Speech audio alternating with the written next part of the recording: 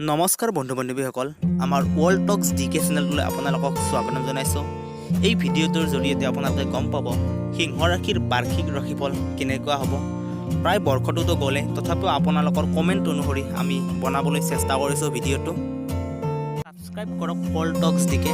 ইয়াতে যিটো বেল আইকন আছে এইটো অল কৰি দিয়ক, যাতে আমাৰ সকলোবোৰ ডেইলি ভিডিঅ'ৰ নটিফিকেশ্যন আপোনালোকে পাই থাকে। সিংহ ৰাশিৰ জাতক জাতিকাসকলৰ এই বছৰৰ গ্ৰহ অনুসৰি পাৰিবাৰিক দিশত একাধিক সমস্যাৰ সৃষ্টি হ'ব পাৰে। সামাজিক সংযোগ বৃদ্ধি হোৱাৰ সম্ভাৱনা দেখা যায়। বিভিন্ন উৎসৰ পৰা অৰ্থ লাভ হোৱাৰ সম্ভাৱনা আছে। পুত্ৰ কন্যাৰ উন্নতিৰ সুযোগ আছে।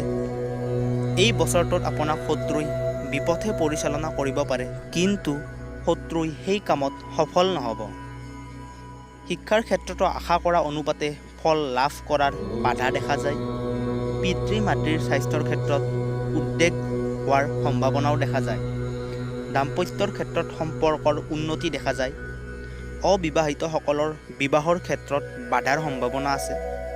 বন্ধুবৰ্গৰ পৰা যিকোনো কামত সহায় সহযোগিতা পাব।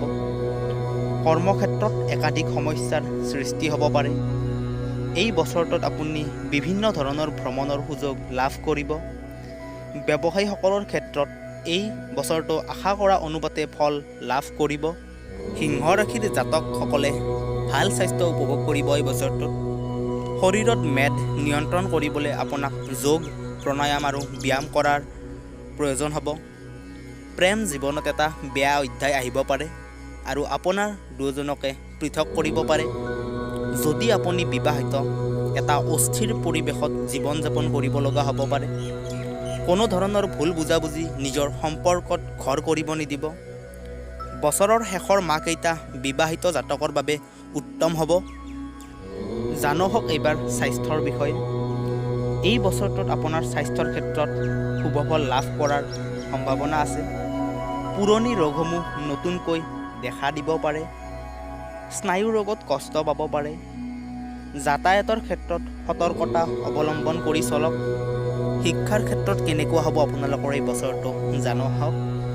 এই বছৰত শিক্ষাৰ ক্ষেত্ৰত আপোনালোকৰ উন্নতিৰ সম্ভাৱনা দেখা যায়। তাৰ মাজে মাজে শাৰীৰিক কাৰণত বা সাময়িক বাধাৰ সন্মুখীন হ'ব লগাত পৰিব পাৰে। উচ্চ শিক্ষা তথা গৱেষকসকলৰ ক্ষেত্ৰত আশা কৰা অনুপাতে ফলাফল দেখা যাব। এইবাৰ ধনৰ ক্ষেত্ৰত কেনেকুৱা হ'ব আপোনালোকৰ এই বছৰটো। এই বছৰত একাধিক সূত্ৰৰ পৰা আয়ৰ সম্ভাৱনা প্ৰবল। পাৰিবাৰিক কাৰণত অৰ্থৰ ব্যয় হোৱা দেখা যায়। পুৰণি পাবলগীয়া ধনৰাশি আপুনি ঘূৰাই পাব পাৰে। আয় ব্যয়ৰ মাজেৰে আপোনাৰ সঞ্চয় বৃদ্ধি হ'ব। এইবাৰ ব্যৱসায়, সম্পত্তি বা চাকৰিৰ ক্ষেত্ৰত কেনেকুৱা হ'ব আপোনাৰ এই বছৰটো। এই বছৰটোত সম্পত্তি সংক্ৰান্তত মাজে মাজে সমস্যাৰ সৃষ্টি হ'ব পাৰে। সম্পত্তিৰ কাৰণে আত্মীয় স্বজনৰ লগত সম্পৰ্ক বিচ্ছেদ হ'ব পাৰে। পুৰণি সম্পত্তি সংক্ৰান্তত সমস্যা বৃদ্ধি হ'ব।